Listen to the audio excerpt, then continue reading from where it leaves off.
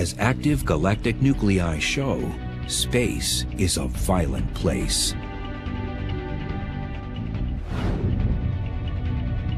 And as it turns out, there's a massive collision going on.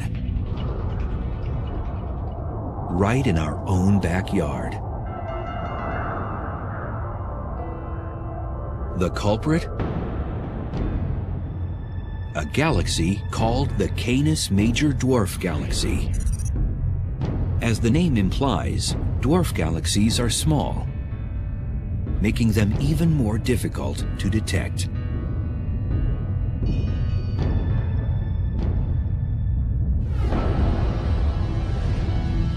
Now, the Canis Major Dwarf Galaxy is taking aim at the Milky Way.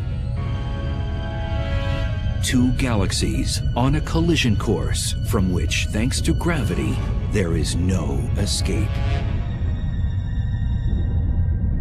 When a small galaxy comes too close to a large galaxy, the tidal effects cause it to be stretched out and distorted.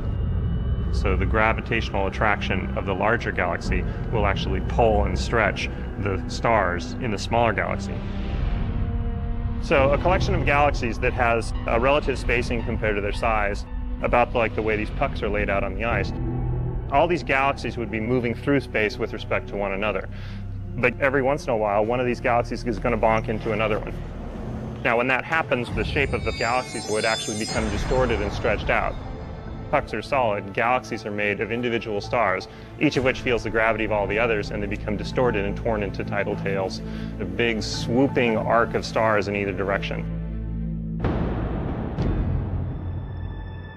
And that's how the once far-off stars from an alien galaxy, blazing through space for millions upon billions of miles, can end up blending right in with our own.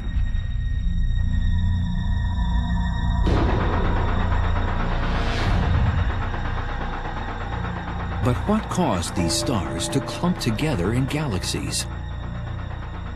Why has the matter and mass of the universe fused into these spectacular structures? To find the answer, we have to turn our clocks back, millions and billions of years ago.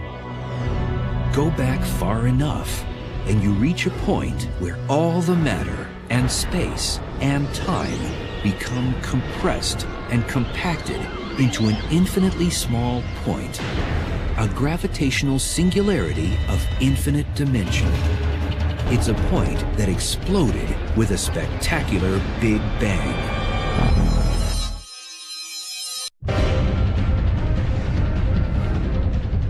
A long time ago, the matter and energy that would make up every alien galaxy wasn't far away.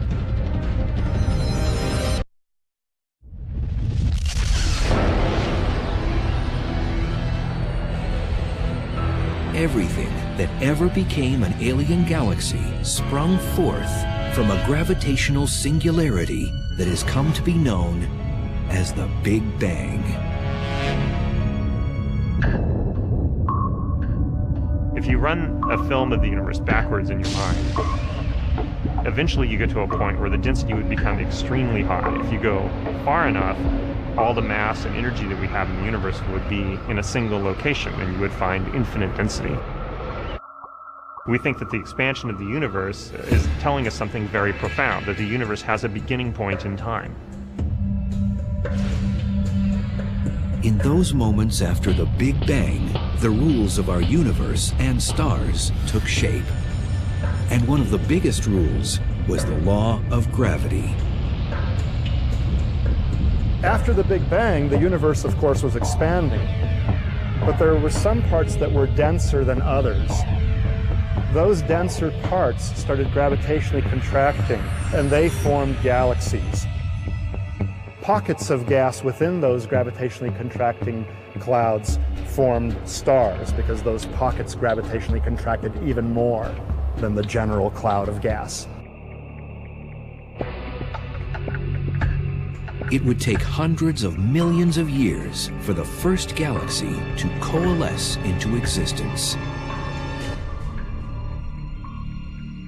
We don't know exactly when this happened, but we can see pretty mature galaxies about 1 billion years after the Big Bang, and the earliest objects that I can see at about 500 million years after the Big Bang.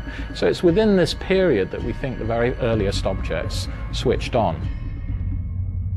But we haven't yet found a time when there were no galaxies at all.